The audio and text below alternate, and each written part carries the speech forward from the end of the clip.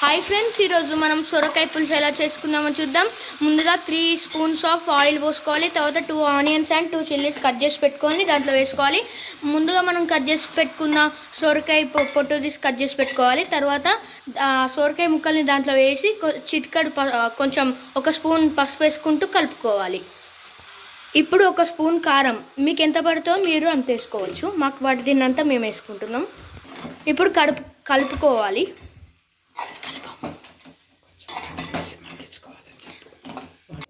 తర్వాత 1 glass water పోసుకోవాలి. ఇప్పుడు ఈ వాటర్ని దాంట్లో వేసుకుంటూ మరగనివ్వాలి. మూత పెట్టుకోవాలి. కొద్దిసేపు ఉడకనించేంతసేపు మూత పెట్టుకోవాలి. కొంచెం చింతపండుని నానబెట్టుకొని పక్కకు పెట్టుకోవాలి. తర్వాత కొంచెం కలుపుకుంటూ సాల్ట్ వేసుకోవాలి. ఇప్పుడు కలుపుకోవాలి.